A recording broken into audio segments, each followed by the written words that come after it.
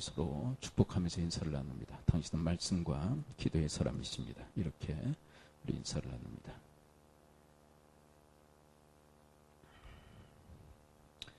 네, 오늘 본문의 그 1절은 이 사람은 도대체 누구냐라는 그런 질문으로부터 시작되어지죠.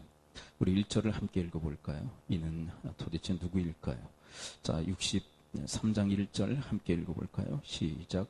에돔에서 오는 이 누구며 붉은 옷을 입고 보스라에서 오는 이 누구냐? 그의 화려한 의복 큰 권능을 걷는 이가 누구냐? 그는 나이니 공의를 말하는 이요 구원한 능력을 가진 이니라. 네. 이게 도대체 이게 누구냐? 에돔에서 오는 자 누구며 붉은 옷을 입고 오는 이 보스라에서 오는 이는 누구냐? 그러면서 그것이 바로 나 하나님이다라고 이야기하시죠. 그런데 이 하나님에 대한 이 이야기를 이렇게 펼치시면서 옷에 대한 이야기를 거론을 하십니다. 어떤 옷을 입고 계시다고 얘기하죠? 붉은 옷을 입고 계시다. 그런데 왜 이 붉은 옷이 왜 이렇게 붉게 되었을까요? 2절에 보면 그 이유를 밝히고 있는데요. 혹시 3장 2절을 읽어볼까요? 이 하나님의 옷이 왜 붉은 옷일까요? 2절 시작. 어찌 내 의복이 붉으며 내 옷이 포도즙 틀을 밟는 자 같으냐. 네. 내 의복이 왜 붉은 옷이 되었느냐. 왜 포도즙 틀을 밟은 자 같이 되었느냐. 이것은 좀 이스라엘 땅에서 이루어지는 그 포도즙 틀에 대한 이야기를 우리가 좀 이해할 필요가 있어요. 우리는 포도주를 담근다 하면 보통 우리 한국 사람들은 어떻게 생각하느냐 하면 이제 큰 어떤 병에 포도를 넣죠. 포도를 넣고 거기에다가 소주를 붓습니다. 뭐 그런 식이죠. 뭐 포도주를 만든다, 즙을 만든다 그러면 보통 우리 한국 사람들은 그렇게 생각하는데 이스라엘 땅에 이 포도 이 즙 틀이라고 하는 것은 이 가을날, 가을철에 포도를 수확한 다음에 이 포도주 틀에 집어넣습니다. 아주 커다란 통이죠. 네, 거기에 사람들이 들어가 막 밟아요. 그럼 뭐가 생기죠? 즙이 생기죠. 그리고 이제 그 즙을 따로 보관해서 그것을 이제 상당 기간 이제 저장을 하면 그게 포도주가 되는 것이거든요. 자, 그러면 한번 상상을 해보세요. 커다란 포도주 틀에서 사람들이 들어가서 막 뛰면 여러분 그 포도가 어떤 색이죠? 적색이잖아요. 적색. 그래서 그 포도즙이 막 튈 거란 말이에요. 튀면 어떻게 되죠? 옷에 묻잖아요. 그렇죠? 뭐 여러 가지 색의 옷을 입고 들어가서 그곳에 이제 일을 하게 되면 그 모든 사람들의 옷이 바로 포도주색, 적색이 된다는 이야기입니다. 바로 그런 의미를 우리가 이해하면서 2절과 계속되어지는 말씀을 우리가 살필 필요가 있어요. 자, 하나님의 옷이 왜 포도주 틀을 밟은 자 같은가? 왜 이렇게 붉게 그렇게 물들었는가? 자, 3절에서 바로 그 이유를 설명하고 있는데요. 이 63장 3절을 함께 읽어볼까요? 시작. 만민 가운데 나와 함께한 자가 없이 내가 홀로 포도즙 틀을 밟았는데 내가 노함으로 말미암아 무리를 밟았고 분함으로 말미암아 짓밟았으므로 그들의 손일에 내 옷에 튀어 내 의복을 다 더럽혔으니. 네, 그런데 여러분 이 가을절기에 포도즙 틀에서는 이 포도를 밟는데 하나님이 뭘 밟으셨다고 이야기를 하고 계세요? 진노하심으로 사람들을 밟으셨다, 짓밟으셨다라고 그렇게 이야기하십니다. 그런데 특별히 여기에서 암시하고 있는 이 심판의 대상, 이 심판의 대상은 바로 이스라엘 백성들을 의미한다라고 볼 수 있어요. 이스라엘 백성들. 왜냐하면 전체 이 63장의 전체 내용을 우리가 이렇게 살펴보면 사실 하나님이 이렇게 포도주 틀에서 당신의 백성을 짓밟으시며 심판하시는 그 진노의 하나님을 지금 이 본문은 그려놓고 있습니다. 6절에서 계속 이야기를 반복하고 있죠. 진노하심으로 백성들을 향하여 진노하심으로 포도주 틀에서 포도를 밟듯 당신의 백성을 밟아 그 심판의 피가 하나님께 튀었다는 이야기를 계속 반복적으로 이야기합니다. 63장 6절을 또 읽어볼까요? 6절 시작. 내가 노함으로 말미암아 만민을 밟았으며 내가 분함으로 말미암아 그들을 취하게 하고 그들의 서늘이 땅에 쏟아지게 하였느니라. 네, 이제는 만민, 이제 하나님의 그 심판의 대상이 이제 확대되어 만민을 향하여 이 포도주 틀을 밟듯이 그렇게 하나님의 그 진노의 심판이 임했다라고 이야기하세요. 그런데 이 심판의 이야기, 포도주 틀을 밟듯 하나님이 심판하신다는 이야기는 사실 요한계시록에도 기록되어 있는데요. 함께서 가서 볼까요? 마지막 세상의 그 심판날. 자, 요한계시록 14장에 가서 보면 바로 이 포도주 틀을 밟듯 하나님께서 세상을 심판하신다는 이야기가 기록되어 있습니다. 자, 요한계시록 우리 14장 우리 19절을 함께 읽어볼까요? 마지막 세상 심판날 하나님은 포도주 틀을 밟듯 세상을 심판하시겠다고. 자, 요한계시록 14장 19절. 오늘 본문은 다시 돌아와야 되고요. 자, 잠깐 갔다가 돌아옵니다. 자, 14장 19절 찾으셨죠? 함께 읽어봅니다. 시작. 천사가 낯을 땅에 휘둘러 땅에 포도를 거두어 하나님의 진노의 큰 포도주 틀에 던지매. 네. 20절까지 읽어볼까요? 성 밖에서 그 틀이 밟히니 틀에서 피가 나서 말 굴레까지 닿았고 1600 스타디온 내에 퍼졌더라. 네. 근데 여기서 말하는 이 포도라는 것은 사람을 의미하죠. 하나님의 심판의 대상.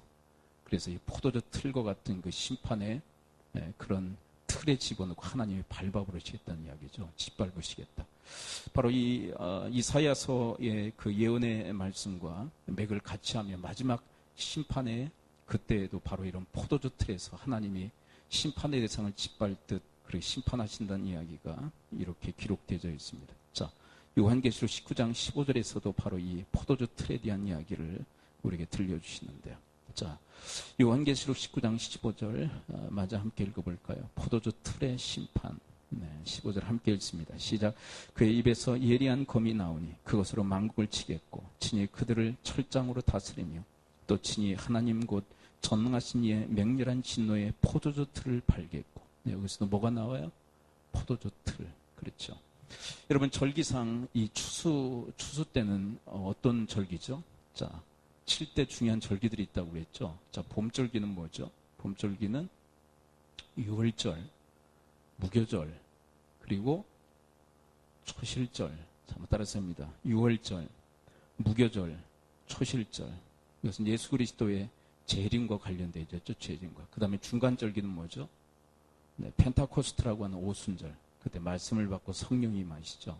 네, 그 다음에 가을절기. 이 가을절기는 이제 종말의 때를 예언하고 있는 중요한 예언을 담고 있는 그런 가을절기라는 말씀드렸죠. 자, 가을절기에는 무엇으로부터 시작되어지죠? 네, 나팔절. 네, 이것은 예수 그리스도의 재림. 그 다음에 속죄일, 회개해야 된다는 것을 의미하고, 그 다음에요 초막절. 이 초막절의 대추수의 그런 마지막 때를 상징적으로 의미한다는 말씀드렸죠. 바로 이런 마지막 때, 이 초막절과 관련되어져 있는 이 내용들을 지금 이 본문들이 지금 다루고 있는 거예요. 이 초막절에 뭐 했죠? 추수의 날, 포도주 틀에 포도를 집어넣고 짓밟아 포도즙을 만들었잖아요. 바로 그와 같이 이 세상의 마지막 날, 이 초막절, 마지막 이 세상의 종말을 구하는 초막절과 같은 그런 날이 이 땅에 임하게 될 것이라는 거예요. 그래서 하나님의 진노의 심판의 대상을 이렇게 심판하시겠다. 그런데 이것이 이스라엘 민족 사이에 일어났고, 그리고 마지막 세상 종말 가운데 이 포도주 틀과 같은 이런 심판의 역사가 있을 것을 주님께 지금 예언하고 있다는 것이죠. 자, 그렇다면 자, 이제 오늘 본문으로 이제 돌아가 봅니다. 자, 63장으로 돌아가서, 그렇다면 이 사람들은 왜 이렇게 하나님의 이 포도주 틀과 같은 이런 심판의 대상이 되었을까? 네, 이스라엘 백성들, 이때는 이스라엘 백성들에게 좀 국한해서 이 본문을 좀 해석한다면, 자, 아까 요한계시록은 언제예요? 네, 종말의 때 이루어질, 네, 종말의 때 마지막 그 초막절과 같은 종말의 때 포도주 틀에 하나님의 진노의 대상인 심판의 대상들을 놓고 밟으시겠다는 이야기. 근데 지금 이 63장은 사실 그 종말의 때가 아니라 이스라엘 백성들을 향하신 하나님의 심판의 이야기인데, 근데 도대체 이들은 왜 이렇게 하나님의 진노의 대상, 심판의 대상이 되었을까요? 자, 7절부터 그 이야기를 시작합니다. 왜 이렇게 이런 진노의 심판의 대상이 됐을까? 자, 7절부터 함께 읽어볼까요? 7절 함께 읽습니다. 시작. 내가 여호와께서 우리에게 베푸신 모든 자비와 그의 찬송을 말하며 그의 사랑을 따라 그의 많은 자비를 따라 이스라엘 집에 베푸신 큰 은총을 말하리라. 자, 무슨 얘기를 하세요? 이스라엘을 향하여서 하나님은 큰 은총을 베푸셨다고. 자, 우리가 기억하는 하나님의 은총은 뭐죠? 하나님의 은총들.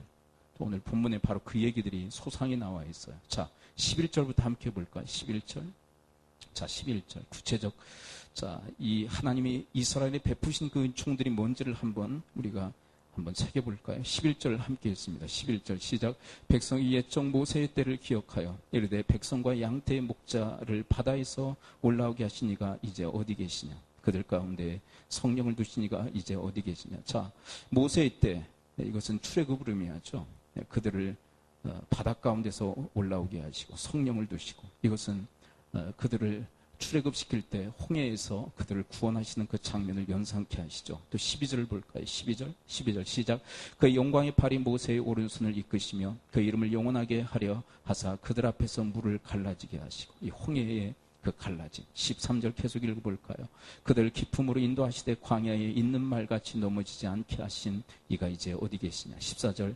여호와 영이 그들을 골짜기로 내려가는 가축같이 편히 쉬게 하셨도다. 주께서 이와 같이 주의 백성을 인도하사 이름을 영화롭게 하셨나이다 하였느니라. 이들을 구원하시고 출애굽의 그 은총을 허락하시며 광야의 그 길을 횡단토록 인도하시는 그 하나님의 이야기. 하나님이 그들에게 베푸시는 은혜가 얼마나 커요. 그렇죠? 이제 다시 돌아와서 7절 다음 8절로 가볼까요? 이제 핵심적인 것을 논하기 시작하는데요. 이스라엘 백성들에게 베푸신 하나님의 은총이 얼마나 크신지. 자, 8절 함께 읽어봅니다. 시작. 그가 말씀하시되 그들은 실로 나의 백성이요 거짓을 행하지 아니하는 자녀라 하시고 그들의 구원자가 되사. 자, 구원자가 되사 뭐 하셨어요? 9절 시작. 그들의 모든 환난에 동참하사 자기 앞에 사자로 하여금 그들을 구원하시며 그의 사랑과 그의 자비로 그들을 구원하시고 옛적 모든 날에 그들을 드시며 안으셨으나. 네, 그들을 구원하셨다. 네, 구원자가 되시어 그들을 구원하셨다. 그리고 그들을 드시사 안으시며 그들을 돌봐주셨다. 그런데 이야기를 왜 하실까요? 네. 하나님께서 왜 그들을 포도주 틀에 집어넣어 그렇게 짓밟듯이 심판하시고 진노의 대상이라고 말씀하신 다음에 왜 곧바로 이스라엘 백성들, 이스라엘 자손들에게 허락하시는 이 은총의 이야기를 왜 하시는 것일까요? 자, 10절에 그 이유가 있어요. 이들이 왜 이런 이 극심한 이 심판과 진노의 대상이 되었는가? 이런 은총을 받았음에도 불구하고 뭐 했기에? 10절을 읽어볼까요? 10절 시작. 그들이 반역하여 주의 성령을 근심하게 하였으므로 그가 돌이켜 그들의 대적이 되사 친히 그들을 치셨더니. 자, 이런 큰 은총을 받았음에도 불구하고 그들은 뭐 했어요? 반역했다. 이거는 거역했다는 말이죠. 다른 말로 이야기한다면 배은했다. 자, 여러분 8절부터 이제 7절부터 우리 9절까지 하나님의 크신 그 은총에 대한 이야기를 했잖아요. 그러면 그 은혜를 받았다면 뭐 해야죠? 자, 은혜 받았다면 뭐 해야죠? 큰 은총을 말하리라 하시면서 큰 은총을 받았다라고 이야기를 하잖아요. 이스라엘 자손들이. 그렇다면 여러분 은총을 받았다면 뭐 해야죠? 네, 은혜 갚아야죠. 은혜. 감사함으로 그 은혜 갚는, 보답하는 삶을 살아야 되죠. 네, 그러지 않았다는 거예요. 그럼 뭐 했냐? 그들은 반역했다고, 배은했다고. 하나님의 은혜에 갚을 생각은 하지 않고 하나님께 거역하는 인생. 그리고 성령을 근심케 함으로 어떻게 됐어요? 하나님이 그들의 대적이 돼서 그들을 치셨다. 그래서 포도주 틀 그 가운데 그들을 집어넣고 그들을 짓밟아 그들을 심판하시고 그들에게 진노의 잔을 부으셨다고 그렇게 이야기하고 계십니다. 전 이 이야기를 살피면서 사실 이런 백성들의 이야기만이 성경에 기록되어진 것이 아니라, 네, 또 엘리의 그 인생도 그의 가문도 이런 이 전철을 밟고 있는 모습을 확인하지 않습니까? 자, 한번 찾아가 볼까요? 우리가 여러 번 찾아봤지만 우리 말씀과 맥을 같이 하니까. 자, 사무엘상 2장에 가서 함께 볼까요? 사무엘상 2장. 자, 사무엘상 2장에 가면 하나님의 은혜에 대한 그 말씀을 먼저 하십니다. 네, 이스라엘 백성들에게 하나님의 큰 은총의 이야기를 말씀하시듯. 네. 자, 사무엘상 2장 27절 28절에 엘리 가문에 허락하신 하나님의 은혜를, 큰 은총의 이야기를 먼저 말씀하세요. 27, 28 함께 읽어볼까요? 자, 2장 27, 28 시작. 하나님의 사람이 엘리에게 와서 그에게 이르되 여호와의 말씀에 너희 조상의 집이 애굽에서 바로의 집에 속하였을 때 내가 그들에게 나타나지 아니하였느냐? 이스라엘 모든 지파 중에서 내가 그를 택하여 내 제상으로 삼아 그가 내 제단에 올라 분향하며 내 앞에서 에봇을 잃게 하지 아니하였느냐. 이스라엘 자손이 드리는 모든 화제를 내가 내 조상의 집에 주지 아니하였느냐. 무슨 얘기 아시죠? 애굽에서 구원하신 이야기, 그리고 너의 가문을 제사장지파로 삼으신 이야기, 하나님의 큰 은총의 이야기. 자, 그렇다면 여러분, 스토리는 어떻게 전개되어져야 마땅하죠? 자, 이스라엘 백성들에게 큰 은총을 베푸셨어요. 그렇다면 무엇으로 연결되어지는 것이 마땅할까요? 그 은혜에 보답하는 삶을 살았다. 그게 감사잖아요. 그런데 큰 은총을 받았음에도 불구하고 엘리의 가문은 어떻게 했나요? 29절 30절을 읽어볼까요? 2장 29, 30절 함께 읽습니다. 시작. 너희는 어찌하여 내가 내 초소에서 명령한 내 제물과 예물을 밟으며 내 아들들을 나보다 더 중히 여겨 내 백성 이스라엘이 드리는 가장 좋은 것으로 너에게 살찌게 하였느냐. 그러므로 이스라엘의 하나님 나 여호와가 말하노라. 내가 전에 내 집과 내 조상의 집이 내 앞에 영원히 행하리라 하였으나 이제 나 여호와가 말하노니 결단껏 그렇게 하지 아니하리라. 나를 존중히 여기는 자를 내가 존중히 여기고 나를 멸시한 자를 내가 경멸하리라. 이런 큰 은혜를 받았음에도 불구하고 너희들은 배은했다고. 너 배은하지 않았냐고.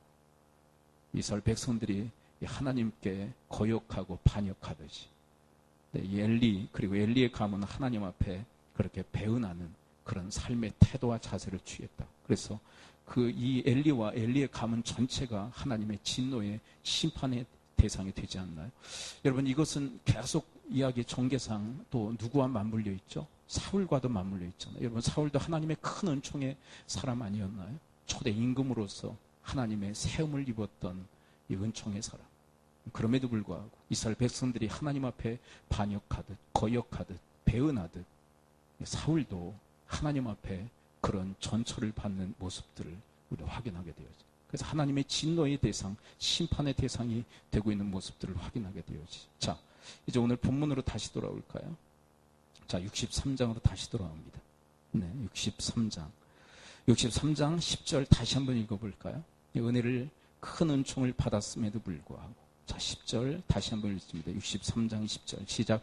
그들이 반역하여 주의 성령을 근심하게 하였으므로 그가 돌이켜 그들의 대적이 되사 친히 그들을 치셨더니. 네, 이제 심판의 이유를 아시겠죠? 네, 하나님이 왜 그토록 포도주 틀과 같은 그런 심판과 진노의 그런 잔을 그들에게 부으셨는가? 그건 다른 이유가 아니라 큰 은총을 받았음에도 불구하고 그 은혜에 감사하고 보답하기보다 그 은혜에 배은하는 그런 삶을 살았기. 네, 하나님의 뜻에 거역하며 그 뜻에 반한 인생을 살았기에 하나님의 진노의 대상이 되었다. 그렇다면 여러분, 이 본문의 메시지는 정확하고도 확실한 것입니다. 뭘까요?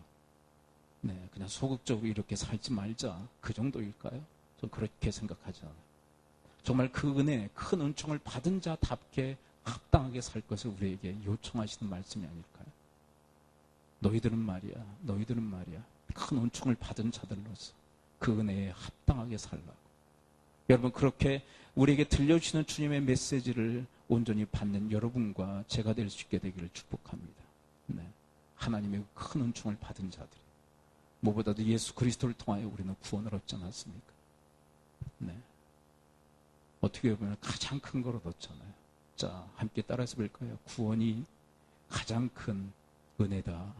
그렇죠? 가장 큰 은혜 받았잖아요. 가장 큰 은혜. 예수 그리스도는 하나님의 전부 아니었던 거예요. 근데 전부를 받아놓고도 우리는 왜 이렇게 감사가 없을까요? 네, 사실 그 은혜가 얼마나 큰지, 자, 오늘 본문에서 큰 은총이라고 이렇게 표현하고 있는데 그 은혜가 얼마나 큰지를 잘 모르기 때문이 아닐까요? 그 은혜가 얼마나 큰지를 잘 모르기 때문에. 네, 바라기는 성령님의 그 역사로, 그 감동으로 여러분과 제 안에 하나님께서 베푸신 예수 그리스도의 은혜가 얼마나 큰지를 깨닫는 은혜가 있을 수 있게 되기를 축복합니다. 네.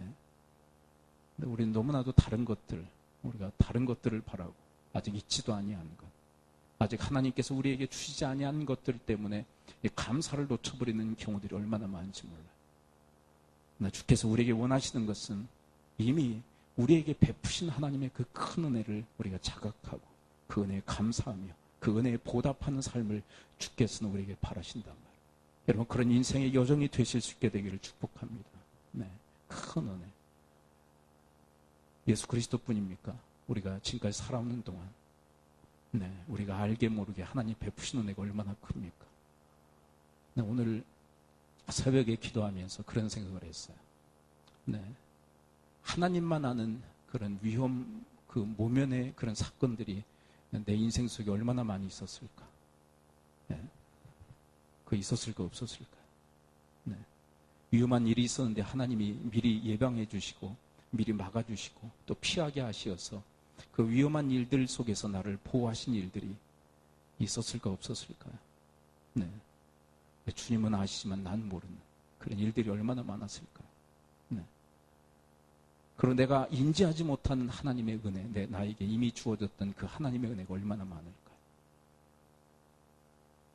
그래서 우리가 주님 앞에 구해야 될 중요한 그 하나님의 지혜가 있다면 하나님의 은혜에 제대로 파악할 수 있는 그런 지혜를 주님 앞에 구했으면 좋겠어요. 네.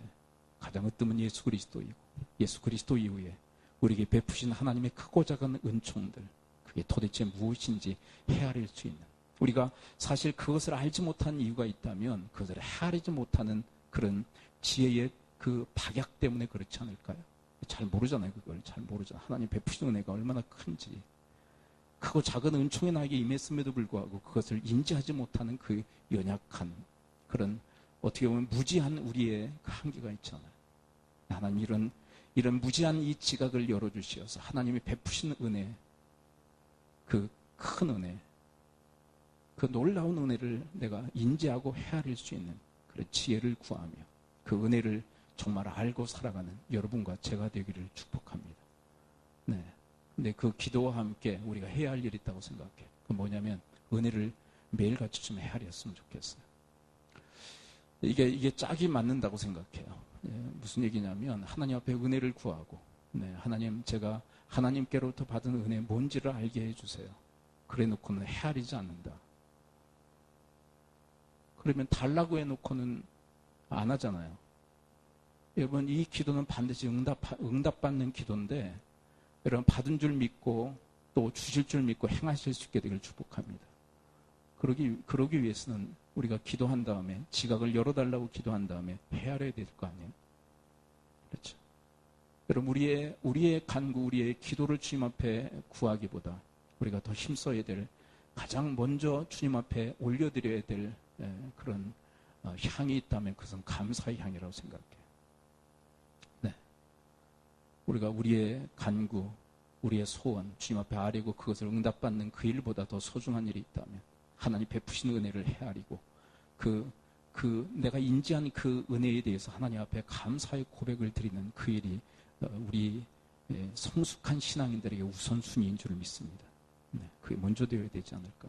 그러므로 여러분 지혜를 구하고 지각을 열어달라고 기도하고 주님의 은혜를 날마다 헤아리는 시간들이 있을 수 있게 되기를 축복합니다.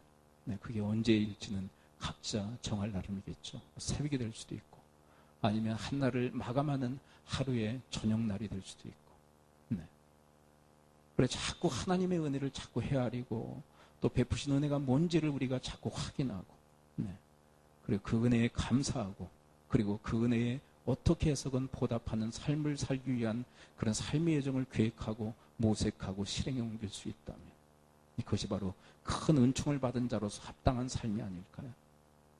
우리가 지금 이 감사절기를 보내면서 많은 분들이 이렇게 질문하는 질문이 있어요. 뭐냐면 은혜를 받아서 감사하느냐, 감사하니까 은혜를 받느냐, 이제 은혜를 받느냐라는 것은 이제 축복을 받느냐라는 그런 이야기로 하는데, 여러분들은 어때요? 왜 감사하시죠? 받은 은혜가 크기 때문에 감사하십니까? 감사하면 복 주신다고 하니까 감사하십니까? 그게 아닌가? 자, 하나님께서 주신 은혜가 크기 때문에 감사하십니까? 감사하면 복 받는다고 하니까 감사하십니까?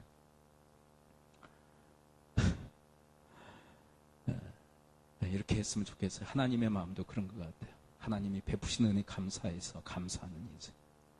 그랬더니 하나님이 결과로 복을 주시는 인생. 그런데 감사한 자에게 하나님이 복을 주시는 건 맞아요. 네.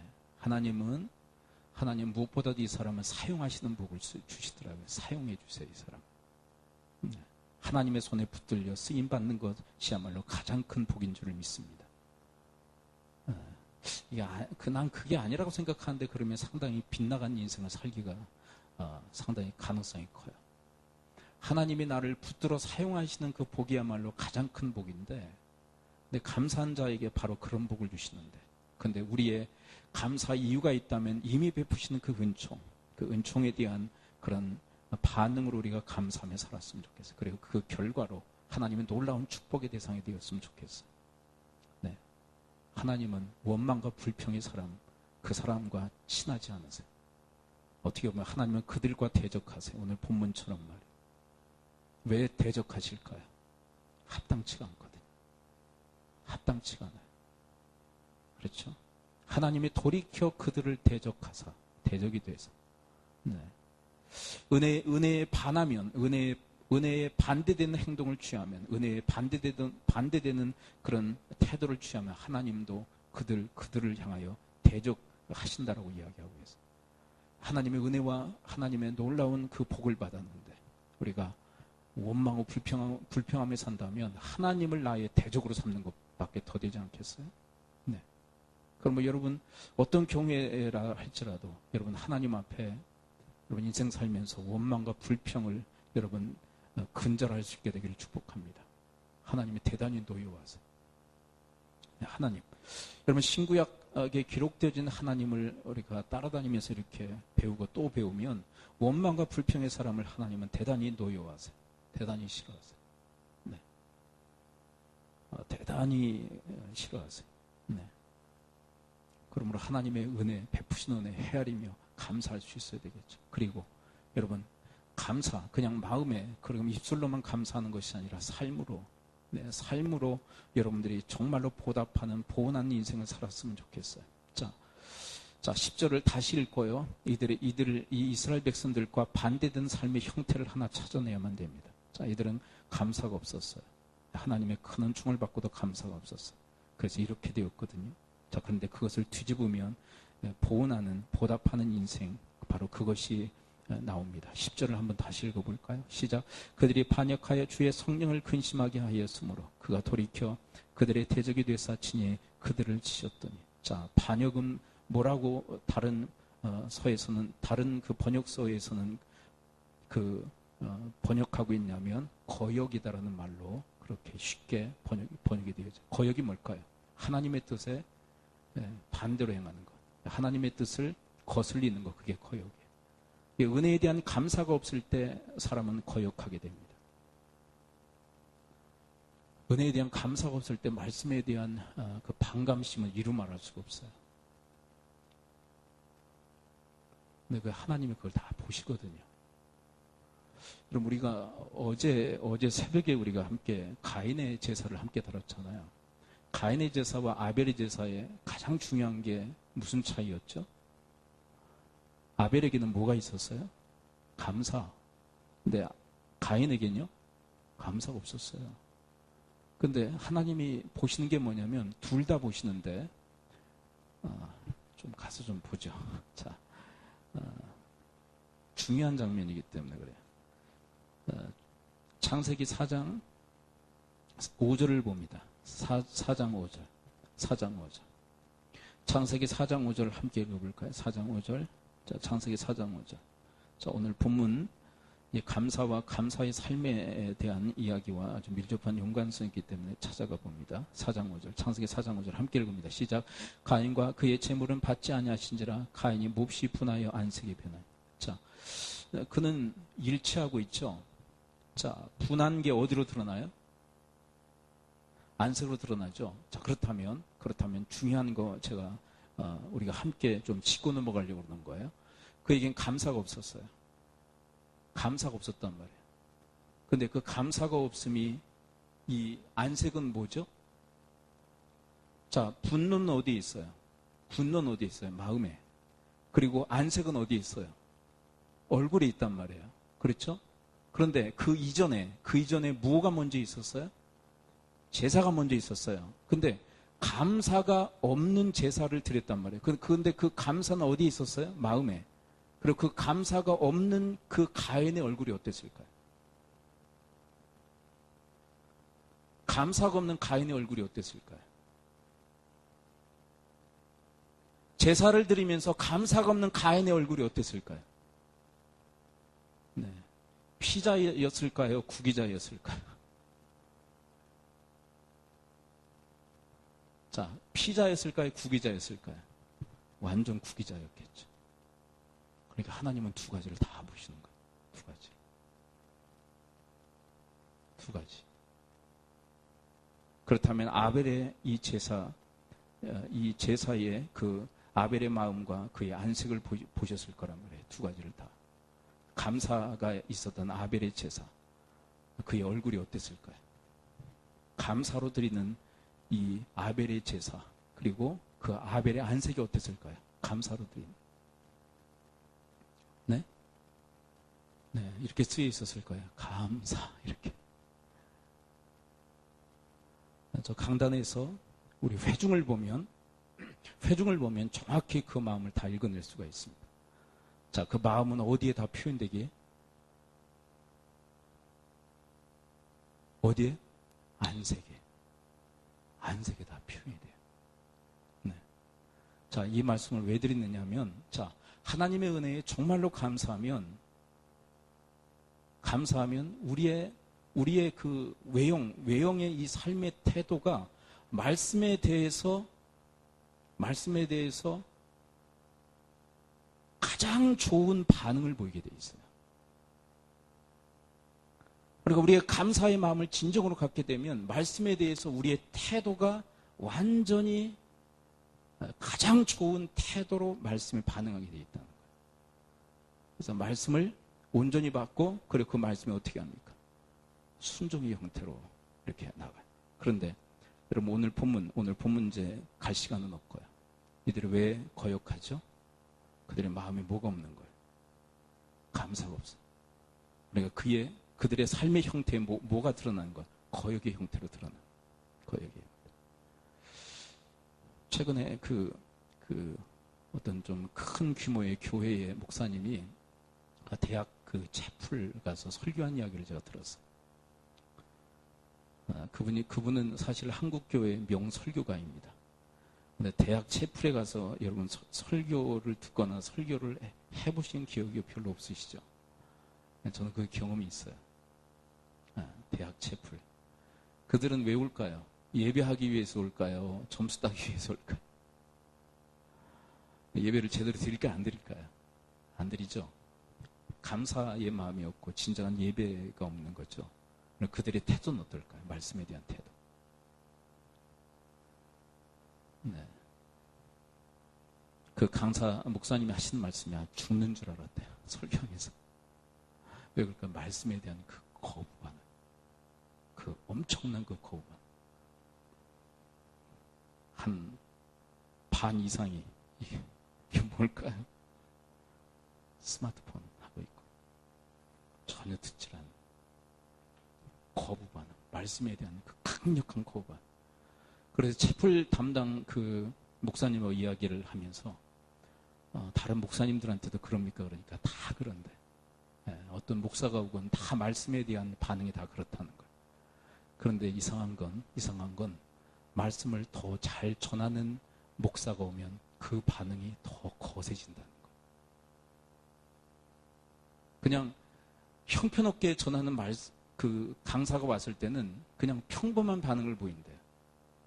그 대학생들이. 그런데 말씀을 정말 온전히 강력하게 전달하는 그 목사가 강단에서 말씀을 전하면 더 거센 반응으로 그들이 어긋장을 넣는다는 거예요. 왜 그럴까요? 그 마음이 다 드러나는 거예요. 안색으로 우리의 삶의 태로 다들 거역하는 거예요. 왜 그럴까요? 그 안에 감사가 없기 때문에. 하나님을 향한 감사가 없어. 여러분, 하나님은 우리가 하나님의 그 큰 은총을 받은 자로서 마음에 감사하는 마음을 가지고 그것을 우리의 안색과 우리의 삶의 모든 태도로 반응하기를 원하세요. 근데 가장 중요한 게 뭐냐면 바로 말씀에 대한 반응이에요. 말씀에 대한 반응. 여러분, 감사한 마음을 가지고 말씀을 여러분들이 온전히 가장 좋은 그런 안색과 태도로 받을 수 있게 되기를 축원을 드립니다. 네. 네. 전 강단에 이렇게 딱 쓰면 아주 가관입니다. 회중들. 정말 하나님 말씀을 가장 좋은 안색과 태도로 받는 분들이 계신가 하면 네. 어마어마한 그 거부 반응으로 받는 사람들도 있어요. 어마어마한 거부. 네. 작심하고 안 듣겠다는 태도로 그렇게 앉아있는 분도 계시고 어떤 강의 집회에서는요, 한 시간 내내 어떻게 하고 있느냐, 팔짱 끼고, 다리 꼬고, 머리 숙이고, 그리고 눈 감고, 한 시간 내내 그렇게 있더라. 그러니까 뭡니까? 무슨 메시지일까요? 그 사람이 보이는 그 강사를 향하여서 내뿜는 메시지가 뭘까요? 그만해. 난 안 들어. 그 얘기가. 근데 이것은 무서운 일이에요. 뭐냐면 오늘 본문에서 이야기하는 반역과 거역이에요. 사실은 말씀에 대한. 근데 말씀에 대한 이 반역과 거역은 하나님을 향한 반역과 거역이에요. 그래서 하나님이 그들을 대적하시는 거예요.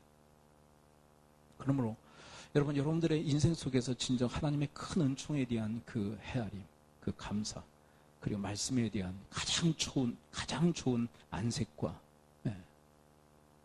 하나님은 마음도 보시지만 뭐도 보셔요? 안색과 그의 태도를 보세요. 외형적인 걸 보시는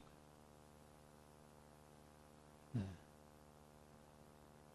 그걸 다 보세요. 그래서 말씀을 여러분들이 가장 좋은 그런 외형, 그 태도로 여러분 받으시고 그 말씀에 순종하시고 그럼 여러분과 저의 인생이 하나님의 은혜에 진정으로 보답하고 보온하는 삶을 살아갈 수 있게 되기를 축복합니다. 네. 사실은 이게 신앙인데 우리는 너무 이제 딴 데 관심이 많은 거예요. 딴 데. 네. 은혜? 에이, 그냥 뭐 복이나 좀 받았으면 좋겠다. 뭐 다 잘 됐으면 좋겠다. 근데 여러분 복이라고 하는 것도 아까 그랬잖아요. 좀 채널을 맞춰야죠. 여러분 SBS 방송을 보려면 어디에 채널을 맞춰야 됩니까? KBS를 보려면, MBC를 보려면 맞춰놓거나 즐겨보는 드라마를 보려고 해야지 MBC 드라마를 SBS 틀어놓고 보려고 그러면 그게 보입니까? 아까 그랬잖아요. 하나님의 은혜에 정말 감동받아 감사하면 하나님께서 정말 이루 말할 수 없는 하나님의 그 은총과 복을 허락하시는 것은 당연지사예요. 네.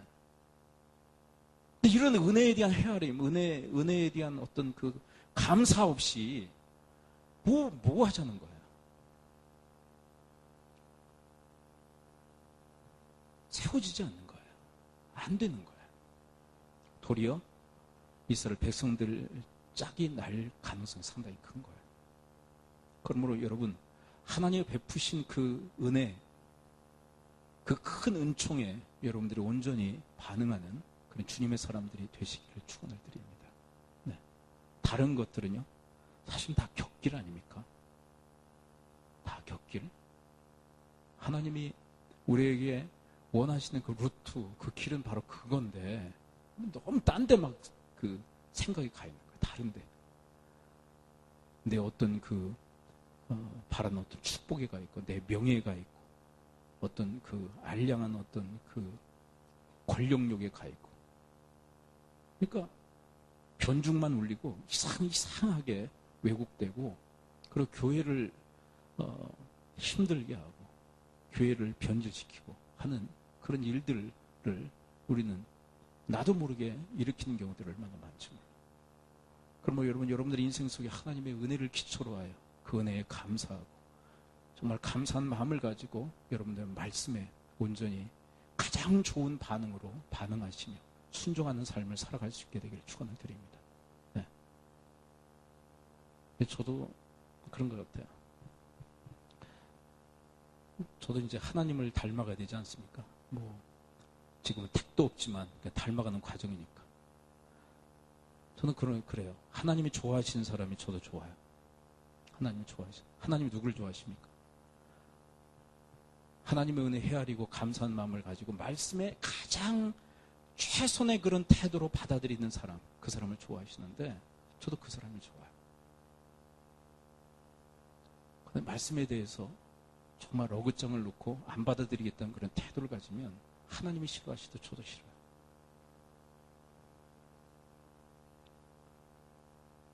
그러면 인생은 정말 꼬이고 힘들어요.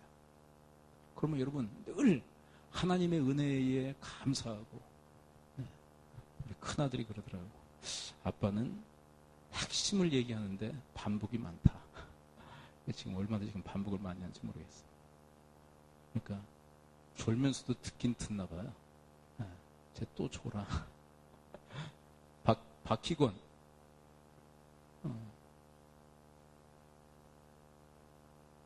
애들은 참 희한해요. 딴짓하고 그러면서도 다 들어요, 듣긴. 그래서 어른들은요, 딴짓하면서도 못 듣거든요. 근데 애들은 또 다 들어. 놀라운 하나님의 은혜야. 놀라운 하나님의 은혜인데, 하나님도 반복 많이 하시잖아요. 저도 뭐 휘황찬란하게 뭐 많은 좋은 언어들 갖다 붙이기보다, 그리고 매주마다 새로운 거 이렇게 이야기하기보다 하나님이 정말로 중요한 것은 계속 반복하니까. 왜? 그게 학습이 되기 때문에 계속 반복하시다. 66권 사실은 거의 원리, 핵심적인 거 계속 반복하는 거 아닙니까? 핵심을 짚으면 뭔 얘기하는지 알잖아요. 계속 그거 반복하고 계신 것 뿐이에요. 66권이나 되죠. 기도하죠.